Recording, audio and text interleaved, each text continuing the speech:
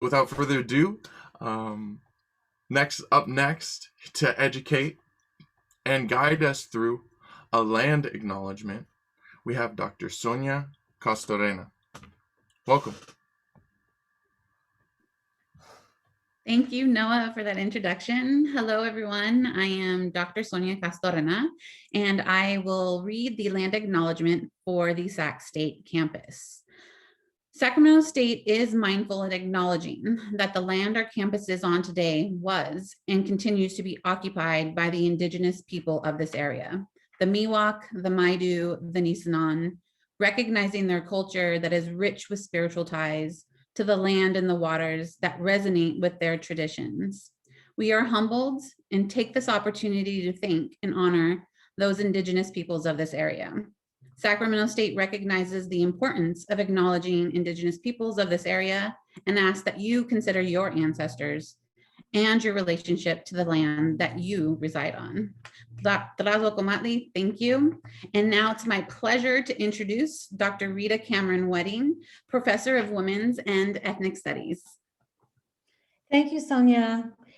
It's certainly a pleasure for me to be with you all today. We're so excited about our speaker. But before we get started, we just wanted to say a couple of things about the Women's Studies Department, one of the co-sponsors of this event. So Women's Studies has been around for 50 years, and still after the founding of our department, I still have students or people in general who will ask me, what is Women's Studies? Well, why do we have a Women's Studies department?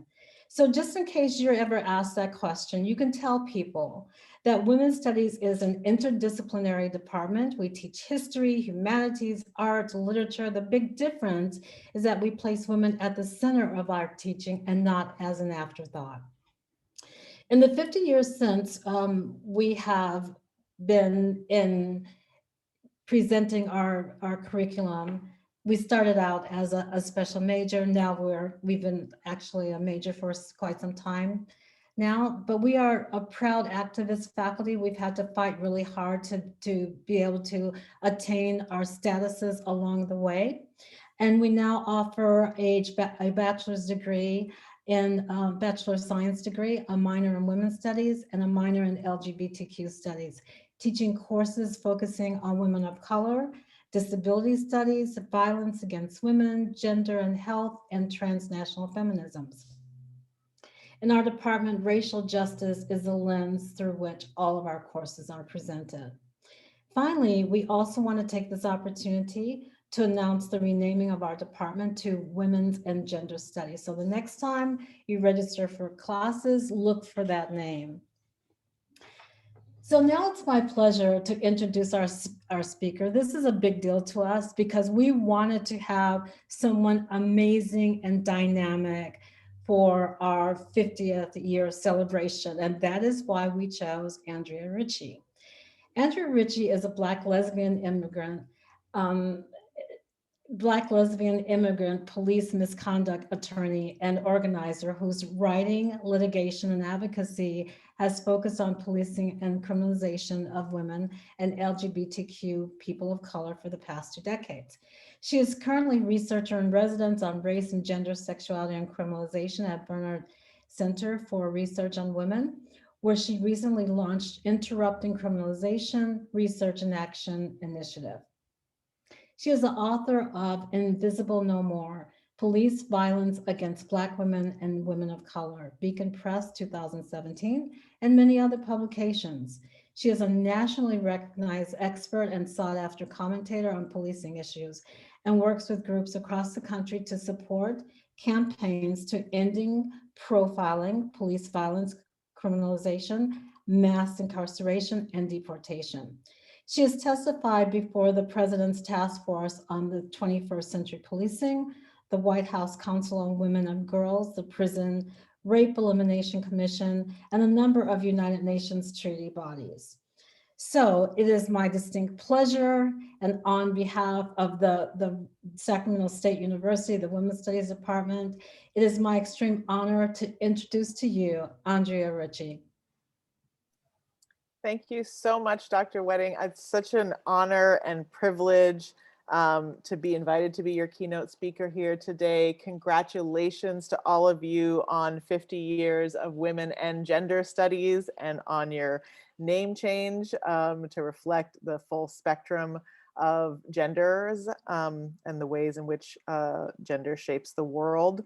And just want to honor Dr. Moni and everyone else who's in leadership of the department, as well as everyone who helped put this conversation together today. Also want to join Noah in wishing everyone a happy International Women's Day and give a bit of a trigger warning. I am going to be talking today about police violence against, whoops, sorry, we're not quite there yet.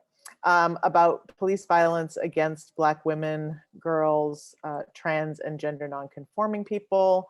That's going to include mentions of physical violence, sexual violence, and the violence of criminalization. So I just wanted to give people a heads up with that before I start. Also, as Dr. Wedding shared, I am a Black woman, a lesbian, an immigrant, and I say those things when I speak because they're not necessarily immediately apparent from looking at me, but they definitely shape the way I approach this work and understand it. I'm also a survivor of both police violence and interpersonal violence, and those experiences also shape my dedication to this work over the past 25 years. But I'm also mindful of the impact of having someone who looks like me talking about these issues, and certainly welcome your feedback on how I might do so in a different or more effective way. So the other thing I wanted to lift up today as we jump in is that this is the week of the 1-year anniversary of the murder of Breonna Taylor by the Louisville Metropolitan Police Department. She went to bed Friday on the 12th of March and didn't make it to the morning of the 13th. And so this week, Black Lives Matter Louisville is holding a virtual week of action. We kicked it off last night with a Say Her Name event that you can find. I'll drop the link in the chat later. Encourage you to follow and support BLM Louisville this week as they lift up Breonna's name and legacy and her family in your thoughts, and with your virtual support on on Saturday as they hold space in Louisville in her honor. So unfortunately, what I'm here to tell you today is that the fight for justice for Breonna certainly started last March when she was killed, when her mom, Tamika Palmer, also an essential worker, got the news that her daughter had been killed and didn't think that people would care or throw down, as this graphic from a gathering that we held in her honor demonstrates, and really could only take the day off for her burial, as we've all been talking about this week. This is the beginning of the pandemic period, really intense pandemic period in the United States last year, and immediately Black women came together around her, as we often and always do for each other. Told her that they would hold it down with her, and for a year now they've been fighting for justice in Breonna Taylor's name. There's been many organizing efforts to change laws, to change policies, to demand accountability for the officers who killed her, to call attention to the police department who killed her, and think about how to divest from that and invest in the things that Breonna cared about, including medical care and services, for instance.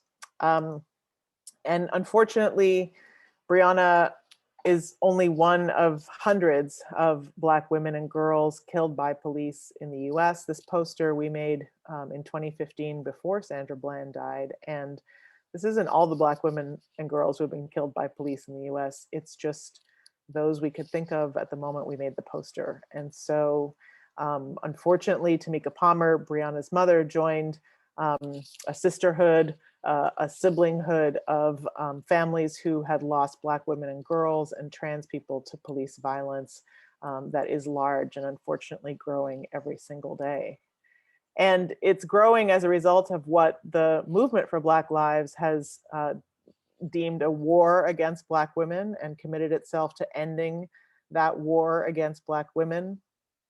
And part of the war against Black women in this country, in addition to experiencing the highest rates of poverty, the highest rates of maternal mortality, the highest rates of interpersonal violence, the highest rates of being killed by an abusive partner, the highest rates of being killed through gun violence, which includes domestic violence, Black women are also the group most likely to be killed by police when unarmed, of any demographic group, including Black men. So Black women, if they're going to be killed by police, are most likely to be killed under the circumstances that Breonna was, unarmed, to be in their home, to be perceived to be a threat by police officers in more instances than any other demographic group.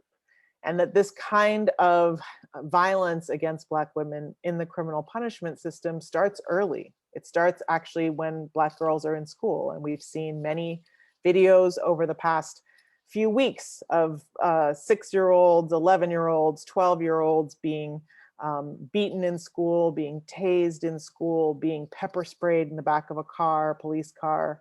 And that is part of a pattern of targeting Black girls in schools and rendering them 4 times more likely, for instance, to be arrested in school than girls of other demographic groups. And this continues throughout life in a way that makes Black women, girls, trans and gender nonconforming people the fastest growing prison and jail populations, again, of all demographic groups. And within Black women, there are sort of different levels of vulnerability. And many of us have heard from watching the 13th or reading the new Jim Crow that 1 in 3 Black men will be incarcerated in their lifetime. And that statistic has mobilized a movement to end mass incarceration. What most folks don't know is that 1 in 2 Black trans women will experience incarceration in their lifetimes. And so I would argue that that statistic should also mobilize a movement. And that is part of the war against Black women in this country. So there are more statistics in this policy brief. It's part of the Movement for Black Lives, Vision for Black Lives. I'm happy to drop that link in the chat as well. But what it shows is police violence, state violence against Black trans people in every aspect of life and in terms of every kind of encounter with police.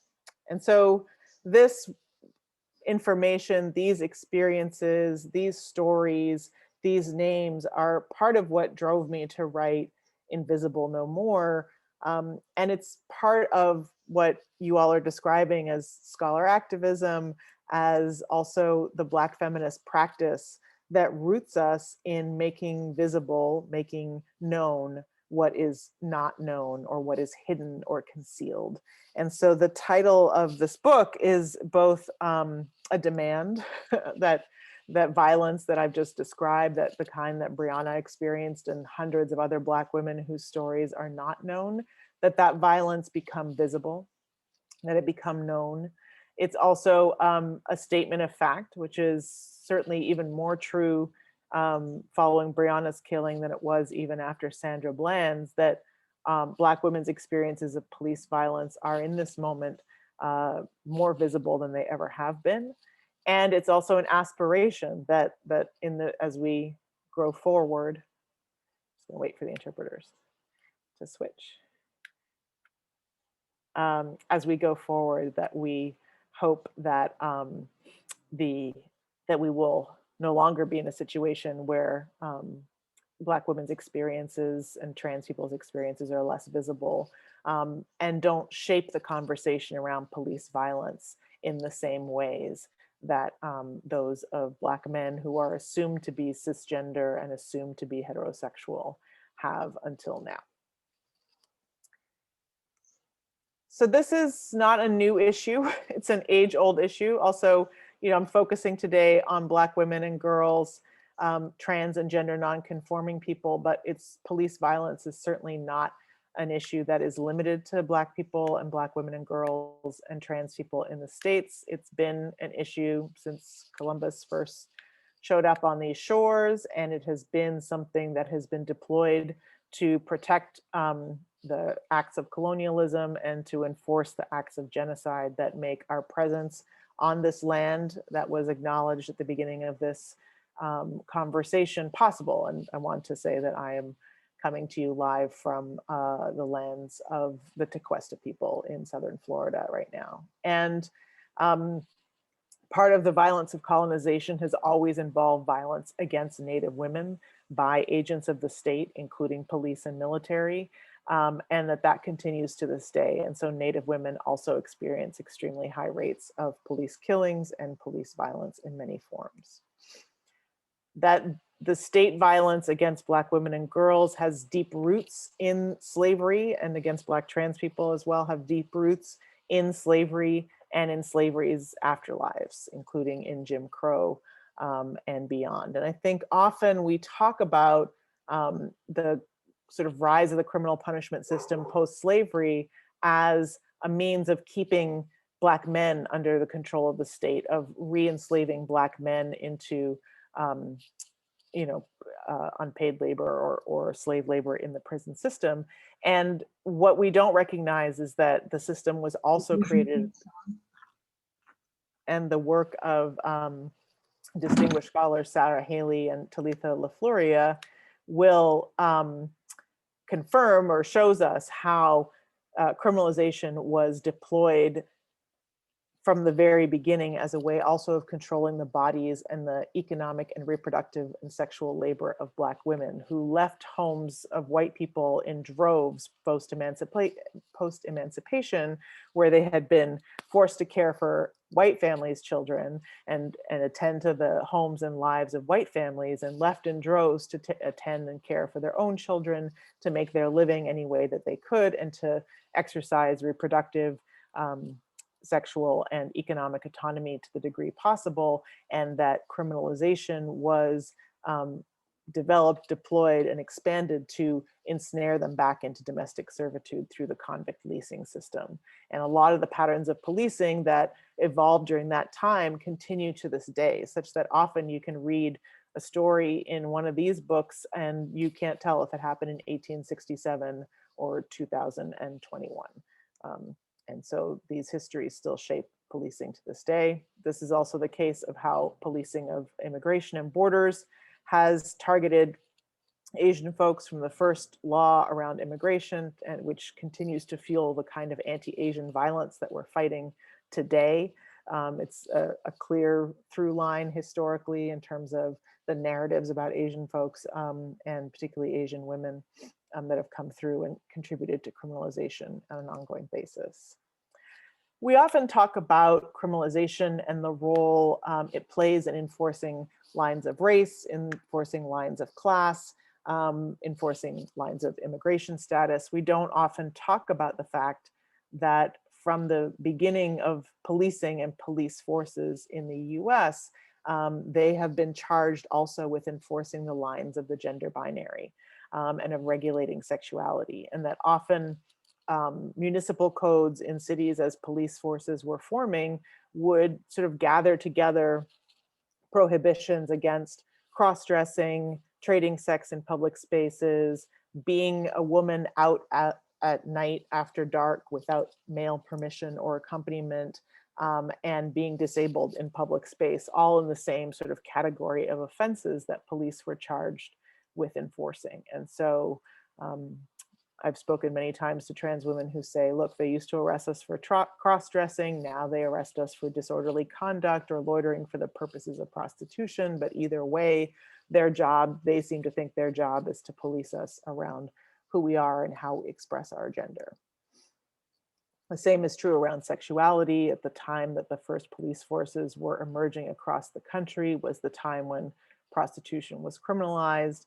And that was one of the ways that Black women were exercising reproductive, sexual, and economic autonomy was either engaging in prostitution or running houses of prostitution or otherwise being peripherally involved in the trade. And that's a large part of what contributed to its growing criminalization around the country. So that brings us to the present, and we're also Women's History Month, so I had to take you on a little bit of a journey that shapes what we're looking at now, and what has been invisible in our history as we think about criminalization, also in our history as we think about women and trans and gender nonconforming people. And in the history of sort of how we think about mass incarceration, something that's also often invisible is the reality that women have been the fastest growing prison and jail populations for the past 4 to 5 decades. And over that period, the number of people in prisons for women has increased by 700%. And the number of people in jails for women has increased by twice that amount, by 1,400%. And that this continues because of the invisibility of women's experiences, because as you'll see, starting in the early 2000s, the population of people in men's prisons has started to go down, in large part because of the reforms that came about based, as I was saying earlier, on this movement to end mass incarceration, motivated by and shaped by an understanding of mass incarceration as primarily an experience of cisgender heterosexual men. But what's happened in that case is that the population of people in women's prisons has continued to rise because they're not in the picture or in the conversation. And in many states, this study from the Prison Policy Institute shows that as population of people in men's prison has gone down, in many instances, the numbers of people in women's prisons has gone up by equivalent or greater amounts. So that basically there's no overall reduction of the number of people who are incarcerated. And in some places, that number has actually increased quite dramatically as a result. So invisibility is not only important in terms of the individual lives of people who are experiencing police violence, criminalization, mass incarceration, but it's also important if we're trying to address the problem. We have to have a complete picture of the problem if we want to develop a more complete solution. We also, as I said earlier, women are not a monolithic category. There's actually disproportionate rates of incarceration, criminalization, police violence experienced, for instance, by lesbian and bisexual women. Make up 33% of people in prisons. And if we include trans and gender nonconforming people, then it's 42% of people in women's prisons. So I know it's not the proportion that we are in the population. I might wish it was, but it's not. And so it shows a vast disproportionate incarceration of lesbian, bisexual, and trans women who identified that way before incarceration.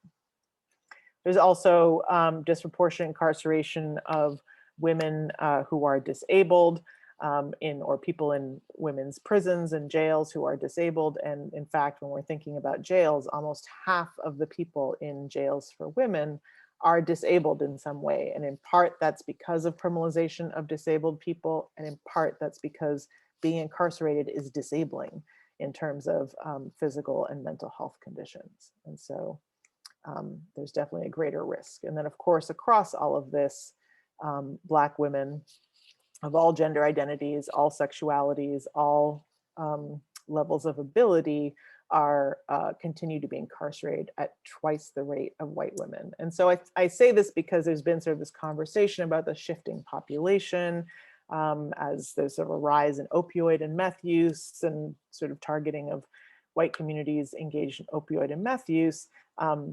To just really reinforce that Black women continue to be the group most incarcerated among this fastest growing prison and jail population. And then, as I said earlier, among Black women, Black trans women are experiencing the highest rates of incarceration. Many people incarcerated in women's prisons and jails are mothers. Most of them, 80% of them, most of them have been accused of minor offenses.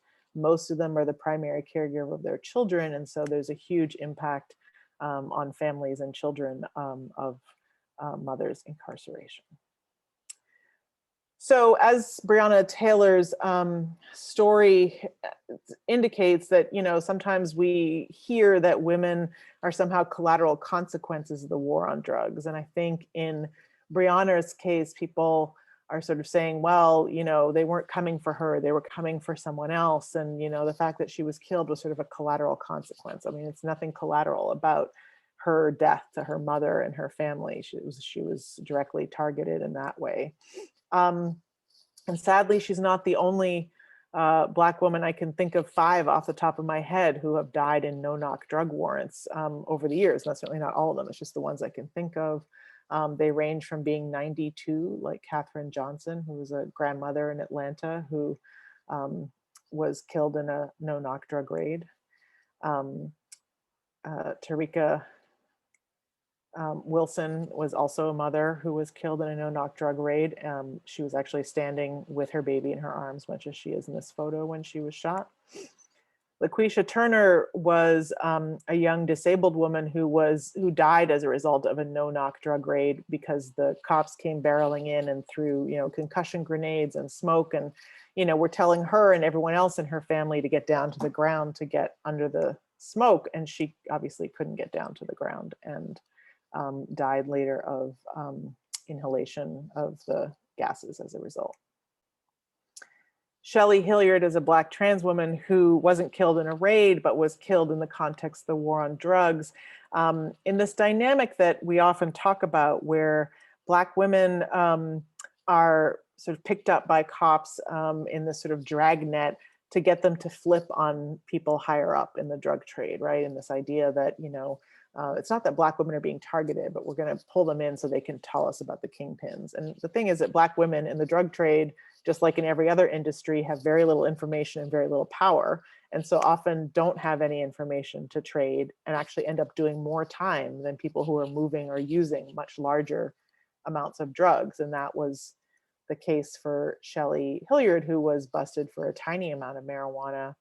But as a Black trans woman, when they told her she was going to jail, or her other option was to inform on someone who had sold her the marijuana, going to jail for a Black trans woman is guaranteed at least verbal abuse, and certainly almost guaranteed physical or sexual violence, because trans folks are placed in sex segregated facilities, often according to the gender they were assigned at birth. And so they often wind up being incarcerated with men, and that often leads to transphobic violence of many kinds. And so by the people they're incarcerated with and the guards. So she made a choice that it seemed safer to her to inform on the person who sold her the weed, but the cops who arranged this transaction cared so little for her Black trans life, they told the guy who they were charging who had flipped on him, and she turned up dead a few days later. And so there are many ways to be a casualty of the war on drugs as a Black woman, in addition to what we know of no-knock raids and the many Black women who die in that way. Sometimes we don't die, but we're still harmed. Lisa Hayes is a Black grandmother whose home was also subjected to a no-knock drug raid. And again, this question of, she uses a wheelchair, the officers were ordering her to do things she was physically unable to do, and then violent towards her when they perceived her to be non-compliant. The war on drugs also is waged in the ways it was Sharnisha Corley's body.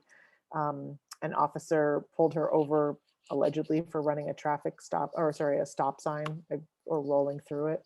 All of us who drive cars have done that at least once. In her case, the cop who pulled her over claimed he smelled marijuana in the car, called an officer to the scene, and I'm about to describe sexual violence if you need to step away or mute me. When the officer arrived on the scene, they forced her to the ground, pulled down her pants, forced her legs apart, and conducted a vaginal cavity search for the weed that they never found, because there wasn't any, for 11 minutes. That's what this dashboard camera video is showing, is 11 minutes of a in full public view at a gas station downtown Houston, vaginal cavity search, looking for allegedly marijuana concealed there. So that's a state-sanctioned sexual assault. That was certainly how she experienced it, as being publicly raped by police officers. And that is how, one of the ways the war on drugs is waged on Black women's bodies.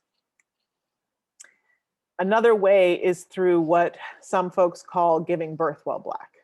And essentially, in some states, including Florida, where I am right now, Black women are 10 times more likely to be drug tested during a prenatal or visit or during delivery than white women, even though Black women and white women use drugs at equal rates, including during pregnancy.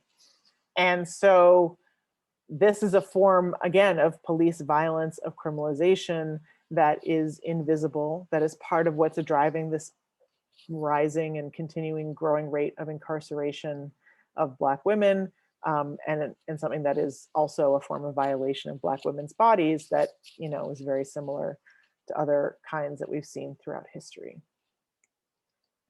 So clearly, the response from my perspective and from many people's perspective to end the violence that contributed to Breonna's killing and all the violence I just described, and much of the mass incarceration of Black women, girls, and trans people, is to end the drug war.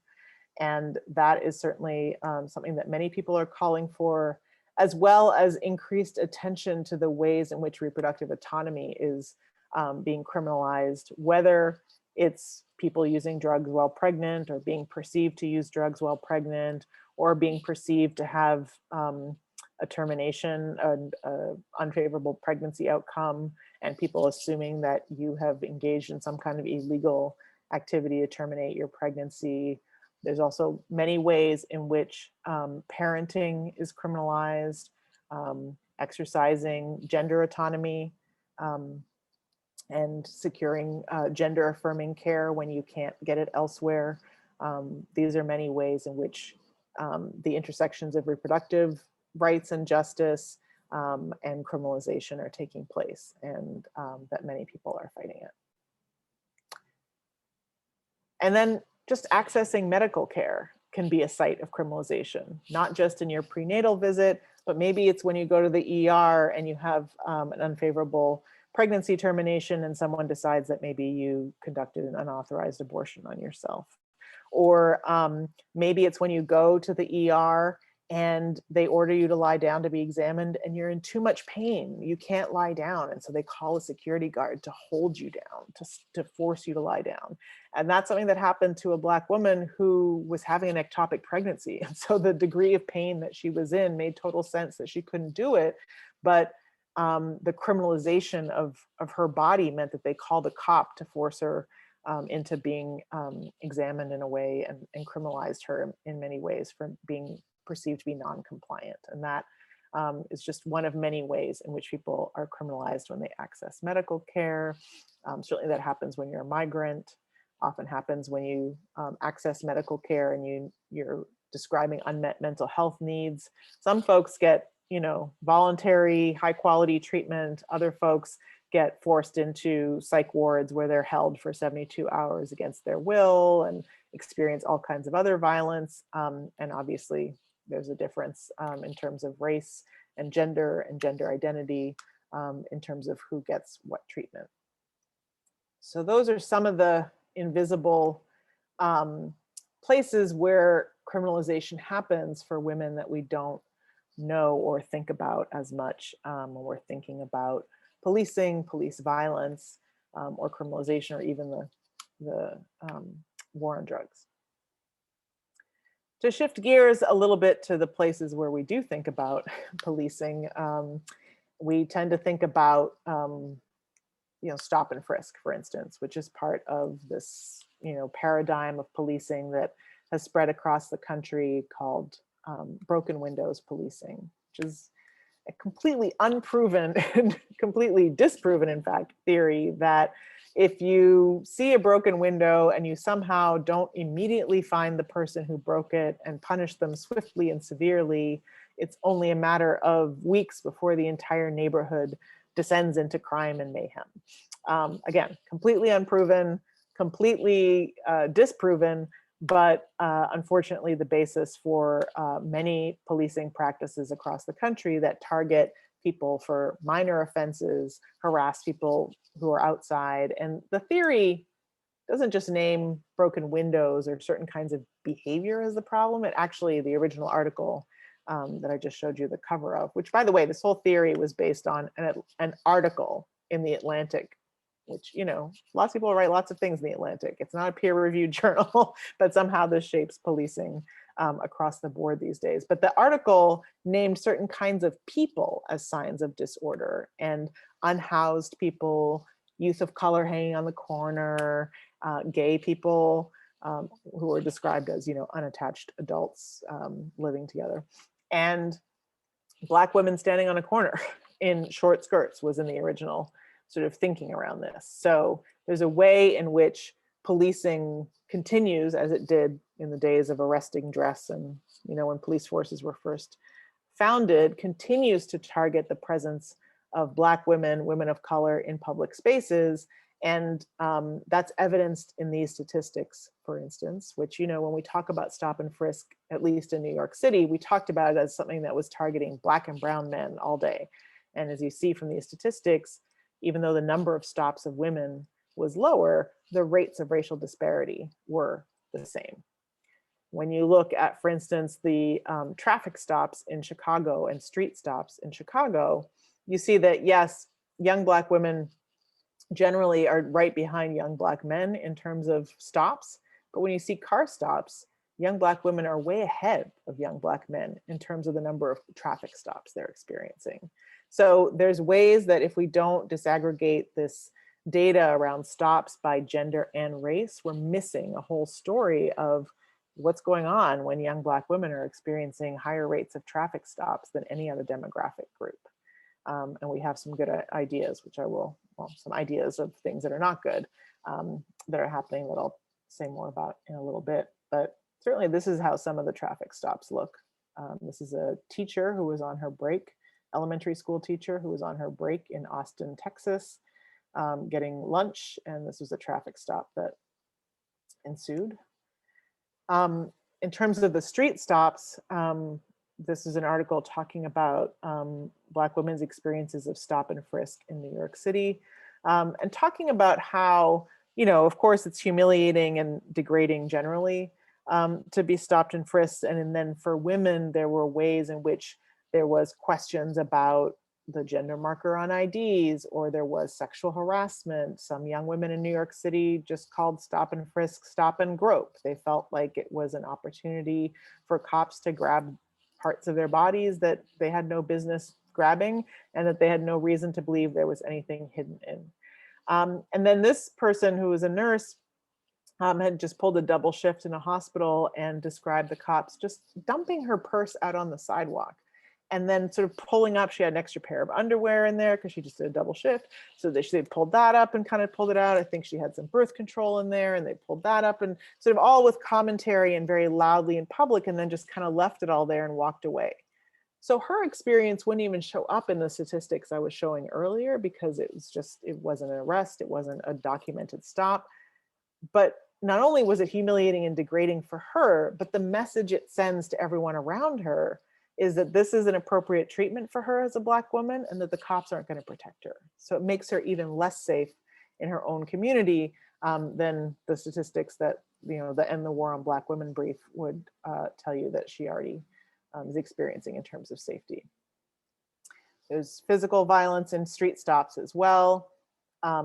This is a photo of Chicago police tackling a young Muslim woman to the ground. She was running from one platform of a train to another because she was trying to get home to break fast during Ramadan with her family. All of us have run from one platform to another on public transit. If you have that in Sacramento, I don't know, I've never been there. But this was the image that was portrayed of her, and, you know, sort of framing her as a potential terrorist. She was taken to the police station. She was strip searched, which was against all of her religious traditions and just violative generally, and based on nothing other than she was running from one platform to another. And she was presented in the press as this sort of threat to security, when in fact, as you see here, you know, not a threatening person and not a danger that required that kind of behavior at all. Police violence against pregnant people is also an invisible form of police violence that unfortunately is quite prevalent. This is a picture of Roseanne Miller, who was 5 months pregnant when a few months after Eric Garner was killed, she was put in a chokehold by a cop, as you can see on the left. And both of them were being targeted as part of this broken windows policing thing, right? Eric Garner was selling loose cigarettes, which is one of those minor offenses that if you don't catch them right away, you know, that person's going to turn into a mass murderer. Again, no science behind that, no proof behind that, but Eric Garner is dead behind that. And in the same way, Roseanne Miller, as you can see, she's inside her own gate. She was barbecuing inside her own gate outside. But somehow the cops thought that was a violation of some minor ordinance. And like a broken window, if they didn't put a 5-month pregnant woman in a chokehold, the whole neighborhood was going to descend into chaos and mayhem. That's the theory. That's what was happening. And thankfully, she and her child are okay. But as you can see, that's kind of how this theory plays out. As I mentioned earlier, broken windows targets, you know, Black women standing on corners in short skirts was how it was framed in the original theory. And that means that 80% of people arrested for loitering for the purposes of prostitution, which is a fancy legal way of saying standing around with the intention of trading sex for something of value, which, as you know, when you're standing around, no one knows what your intention is. You could be hailing a cab. You could be trying to pick someone up and not have them pay you. You could be taking some air. You could be doing any number of things, practicing your yo-yo, whatever. But there's a way in New York City that Black and brown women who are standing outside, you know, I've seen criminal court complaints that say, you know, low cut shirt, short skirt. There's white women standing outside clubs in New York City looking like that all day, every day. And they're not getting this charge. But 80% of people who get this charge in New York City are Black women, trans and not trans, Latina women, trans and not trans. Thankfully, New York State just repealed that offense, which is a way, it's not going to stop all arrests of Black and brown women, I can assure you, but it is going to take one tool away from police to engage in the kind of violence that and criminalization that we've been talking about. Another tool we had to take away from police was condoms, because believe it or not, sometimes when Black women were standing on a corner and the cops emptied out their purse, if they saw a condom or two, they would use that as evidence that they were intending to engage in prostitution. Now, of course, that didn't happen to the white frat boys who were standing outside their dorms at NYU with, you know, maybe hundreds of condoms falling out of their pockets. They were just perceived to be, you know, maybe unduly hopeful and but intending to practice safe sex.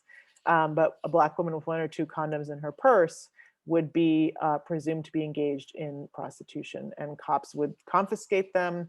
And then if people were engaged in prostitution, it did mean that they were later forced to engage in unsafe sex because the cops had taken literally reached into their purse and taken the only method of birth control you can get over the counter without a doctor's a note and STD protection. So we got them to stop doing that.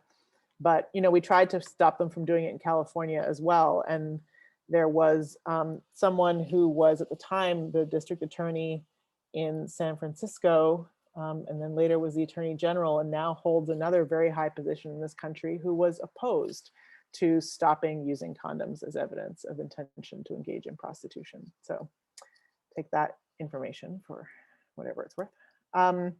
Another way that in the modern period, you know, gender police are enforcing lines of gender is by policing what bathroom people go to.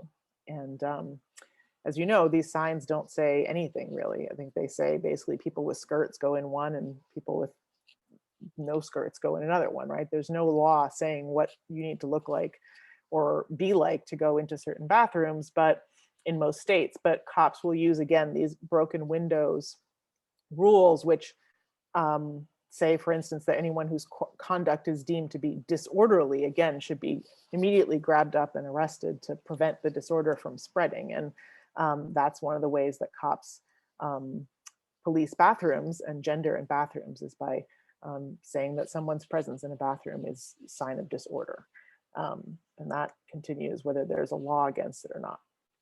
So all of these kinds of ways that stops and arrests and criminalization of women happen is what produces that rise in incarceration. And there's certainly an even greater rise in criminalization than there is in incarceration, because not everyone who's criminalized ends up in a cell. Folks end up on probation, they end up on electronic monitoring, they end up stuck in a diversion program, they end up with a criminal record or a ticket or a fee or a fine, right? And most women actually end up not in a cell, but with under some other form of control. And so as you see, arrests of men are going down, but the fact that we haven't been paying attention to criminalization and policing of women means that our proportion of arrests continues to rise. And that even like the prison population is starting to go down in men's prisons and continues to rise for women, that's happening for arrests as well. And again, Black women are, in the case of arrests, 3 times more likely to be arrested than white women.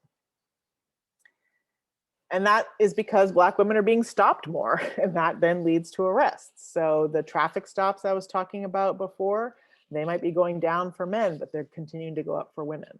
And that when there's a traffic stop, a Black woman like Sandra Bland is 3 times more likely to be arrested than a white woman who has the same traffic stop, and twice as likely to be arrested as a Latina after a traffic stop. So the stops are going up, the arrests are going up, the incarceration is going up, and then for women who don't make it to a cell because the police kill them, the police killings are going up. The war on drugs is definitely responsible for a significant amount of the stops and arrests and incarceration, but also poverty and broken windows policing. Women are experiencing more of these disorder, minor offense arrests, and they're experiencing more arrests around things that are poverty related, shoplifting, theft, possession of stolen property. Even in the context of policing public health orders, which is a terrible idea. We should have many supports for people to comply with public health orders, and never should a cop be the person who's making that happen and increasing people's risk of contracting COVID in the process. But what we saw is that the people who experienced the most disproportionate enforcement of public health orders were not the people who were flouting the mask orders most vehemently and vigorously. It was Black and brown people and Indigenous people, and that among the folks who experience really high rates of disparity in enforcement of every kind of public health order, Black women were again, who are literally saving our lives in this pandemic as essential workers, as healthcare workers, as people holding together families, people holding together multi-generations of families, and many, many people, teachers, so on, are also experiencing the highest rates of policing for public health related orders. And again, this is, these are numbers and statistics, and here's a real life situation where some cops in New York just didn't like how this mom was wearing her mask, started to try and ticket her for it. She started saying, "You're not going to ticket me for this," and this is what ensued in front of her 5-year-old. When we're fighting against pandemic policing and we're saying, we want safety, we want investment in communities, we don't want policing and punishment, in part it's because of Black women's experiences that we're saying that, and what we're demanding for them instead is way more than even what we just got through the bill that just passed through. So there's ways that you can be part of this conversation that are finding ways to support each other to stay safe without criminalization that we've been part of. Another context in which Black women experience police violence is when we call for help.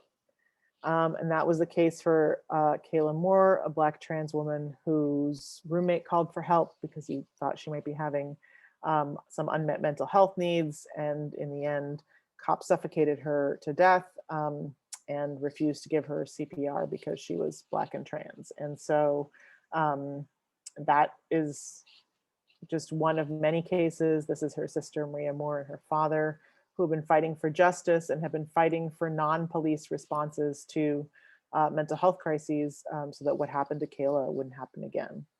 Charlena Lyles is another person killed in a mental health crisis. Deborah Danner, DeCynthia Clements, just a few examples. But there are answers to this, which, as I said, is a non-police response to mental health needs. And you all in Sacramento are in the lead in moving forward a mental health first program that has Black folks responding to other Black folks in need, Indigenous folks responding to other Indigenous folks in need, and making it a priority to make sure that police don't harm people, because there are statistics showing that 1/2 to 2/3 of people who are killed by police are or are perceived to be in a mental health crisis at the time. Not necessarily true. Often Black people are consistently believed to be in a mental health crisis, even when we're perfectly not. And many times also have unmet mental health needs. And that this group is trying to make sure that they're that people who care and are there to care and are there not to coerce or control, but to support people, are the people who respond. So, I mean, I'm telling you about something that happened in your town. You all know about Mental Health First, and if you don't, you should find out and support their work. The last thing I wanted to touch on is another invisible form of police violence, which is sexual violence by law enforcement. You know, we've been in this conversation about police violence since, 2014, well, since forever, but, most recently kind of since Ferguson, and then again since George Floyd. And we've been in this conversation around sexual violence through #MeToo, and then of course, long before that, Me Too movement. But we haven't been talking about sexual violence by police. And that leaves survivors of police sexual violence outside of both conversations. And so this is a brief I helped write about expanding our frame to see that not only are Black women and Native women most likely to experience sexual violence across the board, but that they're also very likely to experience sexual violence by police, which is the second most frequently reported form of police misconduct after excessive force, but not the second most frequently talked about, right? One study that looked at a decade's worth of data found that on average, an officer is caught in an act of sexual misconduct every 5 days on average. So at some point this week, an officer will be caught engaging in sexual violence. Half the folks they target are minors. So when we're talking about cops in schools, we're talking about cops who are sexually harassing and assaulting young people in schools. We talk about youth engagement programs. One study found that 38% of complaints of police sexual violence were in these youth cadet, youth, police athletic league, kind of youth community police engagement programs. And that everyone, including current and former law enforcement, agree that this data is just the tip of the iceberg, that there's a lot more of this happening than we know, and that this is basically what a police chief called law enforcement's dirty little secret. As I said, officers target youth, definitely targeting Black, Native women, women of color, targeting migrant women, and trans women report some of the highest rates of police sexual violence.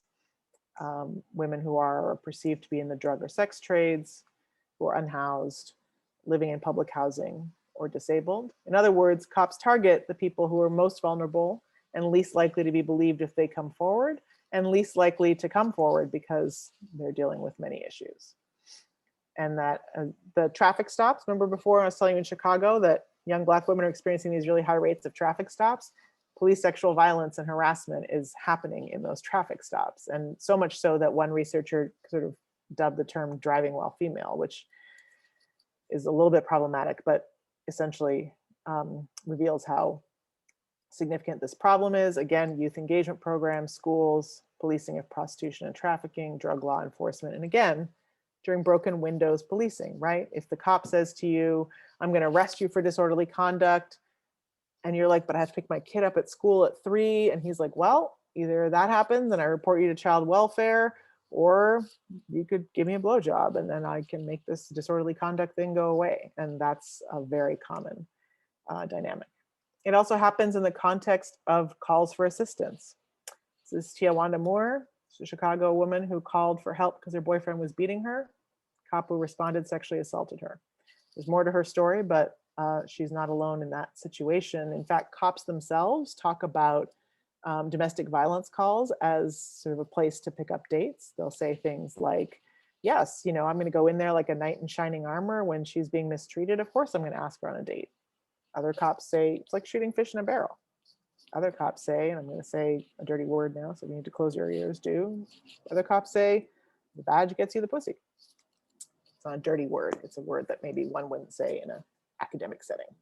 There it was.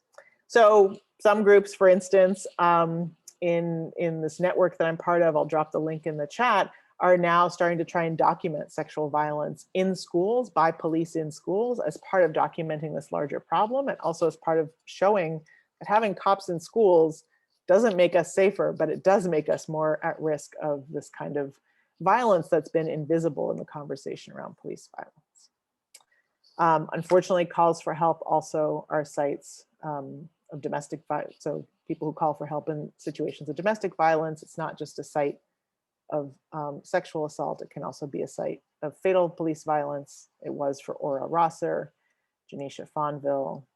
Kiwi Herring is a Black trans woman who called for help because she was experiencing a 6-month campaign of transphobic violence in her home. And the day that she called for help, her neighbors had set a fire to her porch.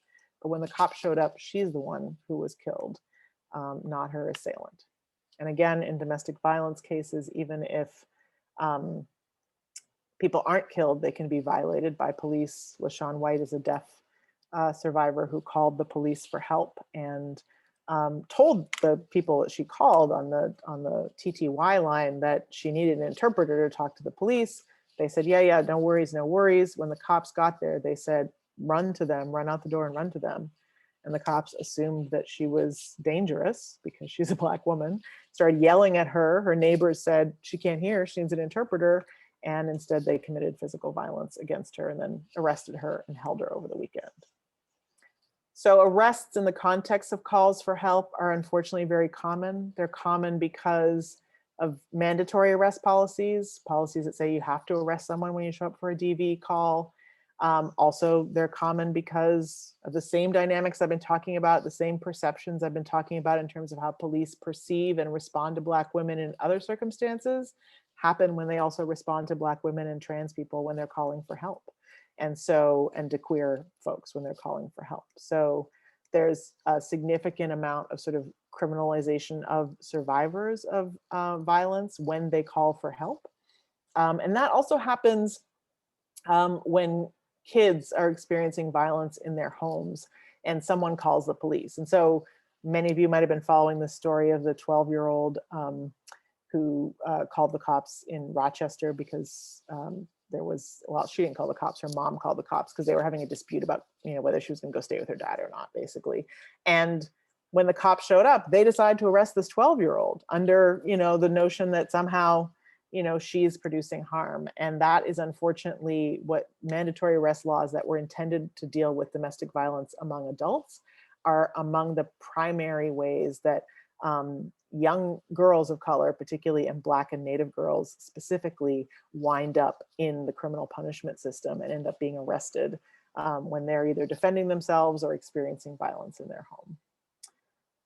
So that's why in most cities, people who experience violence don't call the cops. So when we're thinking about, defunding police, funding community safety systems, that's why most of police calls are not DV calls. And most survivors don't call the cops because they think their complaints won't be taken seriously because they've experienced this kind of criminalization, violence, sexual assault, harassment when they've called before, or they know someone who did.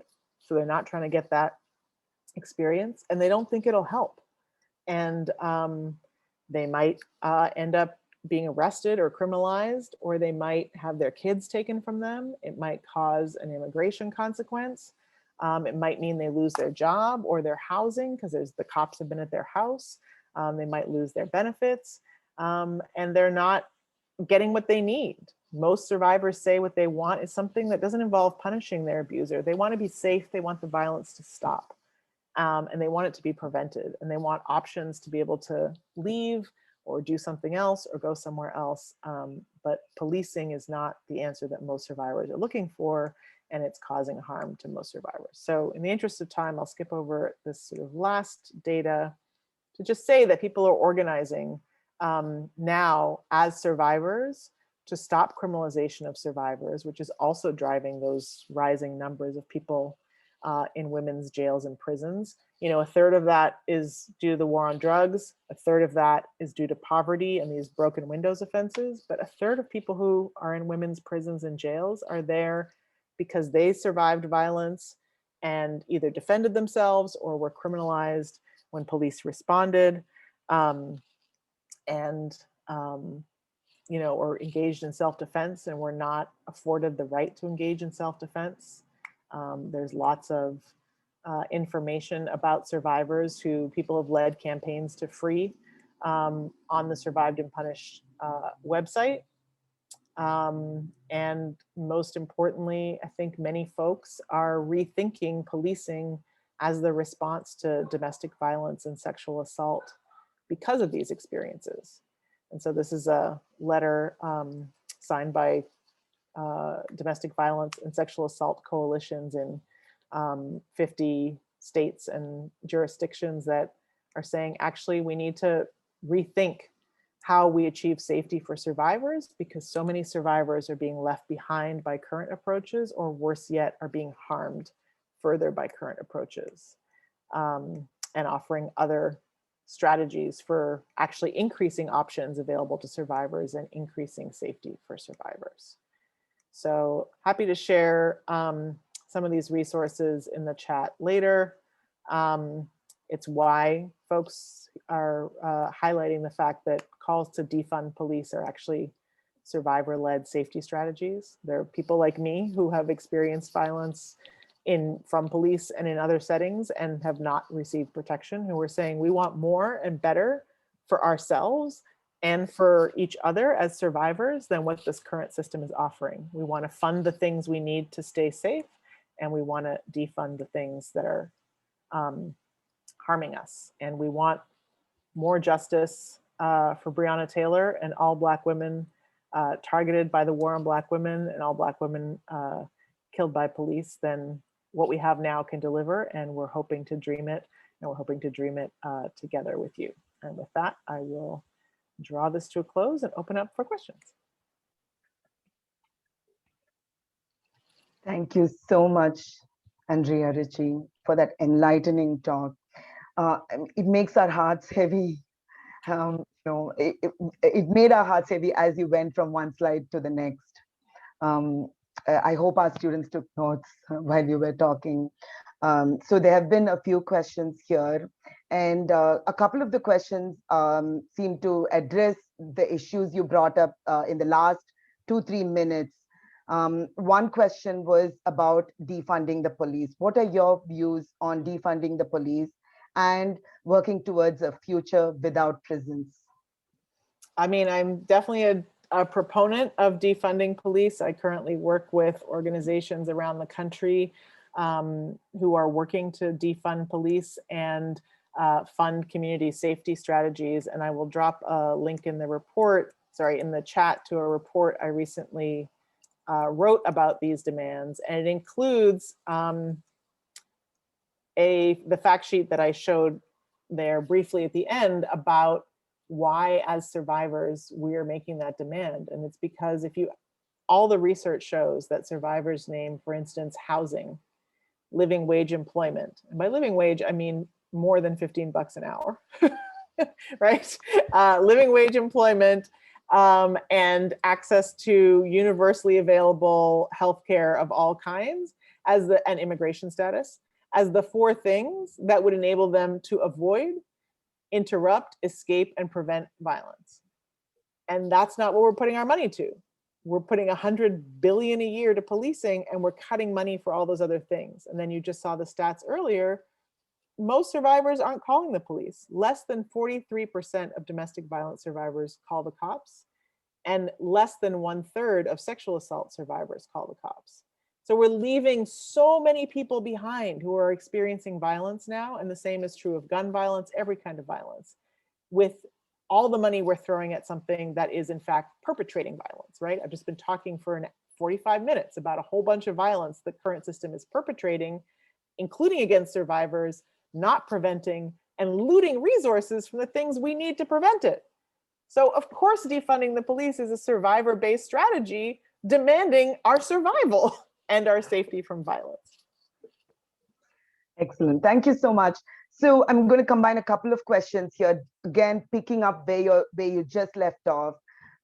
Besides getting rid of policies like the war on drugs and other policies that incriminate, that deliberately incriminate people of color, what are some examples of grassroots activism that have been working successfully to end police violence against people of color? And additionally, what can we do? Of course, I think the number one way to end police violence against people of color is to decrease contact with police. There's no other way to do it. I spent a lot of my time trying to change laws and policies in my life. I changed the whole New York City Police Department's policy book on how they interact with trans people. I went through it as part of a lawsuit, crossed things out, wrote things in, and the way they interact with trans people is the same, right? It changed on paper, not in practice. The Justice in Policing Act, so-called, that just passed. First of all, there's no justice in policing, as we've just heard for an hour. But secondly, it wouldn't have saved George Floyd's life. It wouldn't have saved Breonna Taylor's life. And so the only way to do it is to decrease contact with police. So yes, that's defunding, but it's also decriminalizing, right? All that broken windows policing I was talking about earlier, get rid of that. Decriminalize drugs and the war on drugs, decriminalize poverty, support people who are experiencing poverty, and support survivors of violence and people who are experiencing violence, so that we don't end up having to act in self-defense and then being criminalized for that. So there's, and it's also about dreaming and thinking about the ways in which we already intervene in, prevent, and interrupt violence in our communities, and thinking about how we might engage and expand those more. So I'm going to drop another link in the chat from my colleague, Mariam Kaba, who gathered resources on how we might intervene in, prevent, and transform and heal from harm in our communities, and something that we're all responsible for, that we're not going to delegate to some armed militia who's not going to do it and is only going to hurt us, but instead something that we're going to figure out how to do together. So someone here has asked, in what states do women of color experience the most violence? I mean, do you know? There's no geographical boundary. I mean, I think we know more about it in some states than we do in others, but I'm confident. I know, for instance, in South Dakota, we might not know much about it, but I know Indigenous women from school age to adulthood and beyond experience criminalization, police violence, sexual violence. We just don't hear about it in the same way as you might in New York City. And then a couple of people have asked, do you think increasing accountability for police officers, criminalizing police misconduct would set examples that would improve the situation? Hasn't worked so far. And so I'm reluctant to keep throwing money after, good money after bad. I think that the law affords a lot of leeway to police officers that mean that they rarely are held accountable for the offenses they commit. I think I'll drop the link in the chat of an article Mariam and I wrote that's actually in the book that someone just lifted up, We Do This Till We Free Us, about saying we want more justice for Breonna Taylor than the system can deliver. And it talked about the fact that over the past decade, there have been 100 prosecutions for police officers who killed people. And keep in mind, the police kill 1,000 people a year. And that there were convictions in less than 10 of them. And that they were first sentences, like, for the guy who killed Oscar Grant, it was like 2 years, right? So there's no, and then meanwhile, by the way, that hasn't stopped any of the killing since then, right? Daniel Holtzclaw is a cop who was just convicted a few years ago for raping and sexually assaulting 8 Black women. He was sentenced to 263 years in prison. That didn't stop Brett Hankinson, who killed Breonna Taylor, from engaging in sexual violence before he killed her, right? So the criminalization is rarely effective, rarely happens, and is not preventative. So for me, accountability, I mean, one of the best ways to hold the police department accountable is to defund them, is to get rid of them.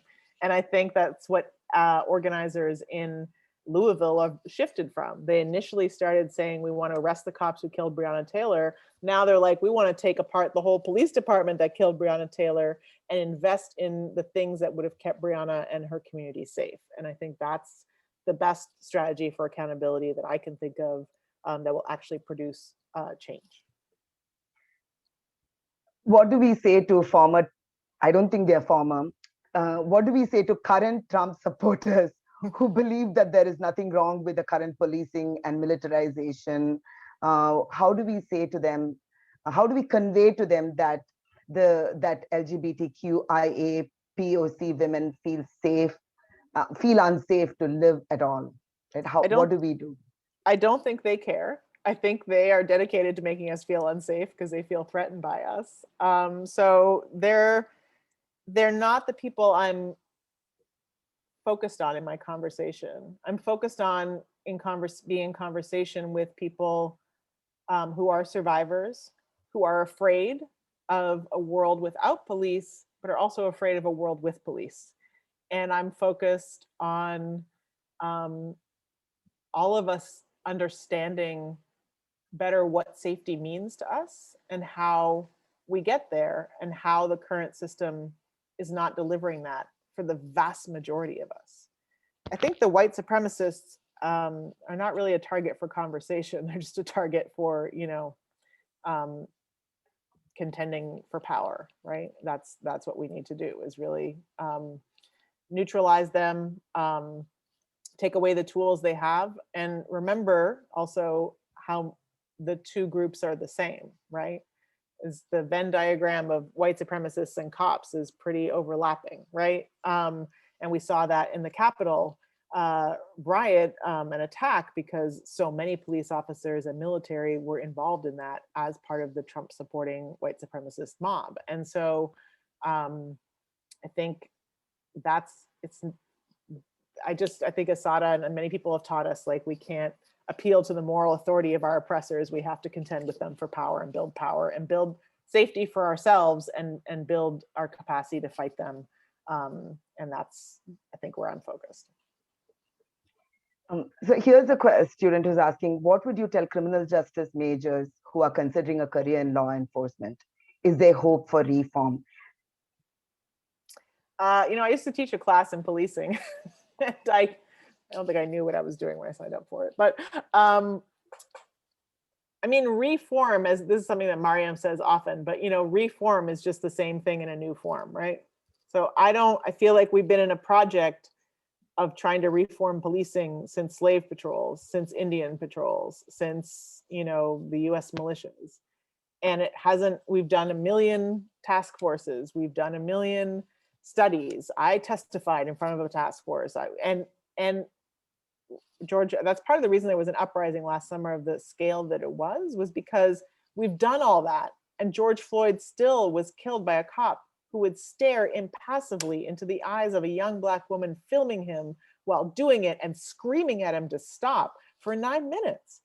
And Minneapolis had all the best reforms. It had the gold standard of reforms. It had every group, reformist group, had been working with their police department, and that happened. And so I think in the end, people were like, yeah, this reform, we're done. And that's why Mariam Kaba's book, We Do This Till We Free Us, is a New York Times bestseller, because people are saying, okay, clearly that's not working. What are we going to do? What do we need next? And so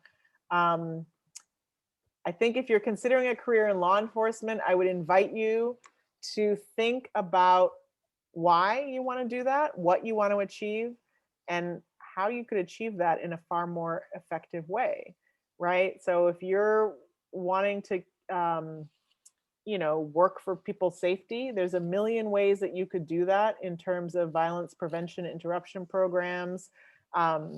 If you want to work with young people, there's a million ways to do that don't involve wearing a gun while you're doing it. If you want to support survivors of violence, there's a million ways to do that don't involve barging into their house with a gun when violence has already happened and maybe exacerbating it.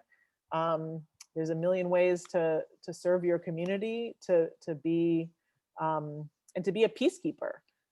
Many of us are informal conflict resolution people in our neighborhood or in our building or whatever, right? You could be that person without that being your job with a gun, because then suddenly you become less effective at it. And so there's lots of ways you can pursue that calling or that vocation without becoming part of the problem. So that's my invitation to you. Happy to think that through with you more. Thank you so much. Unfortunately, we are running out of time and we cannot hold you here any longer.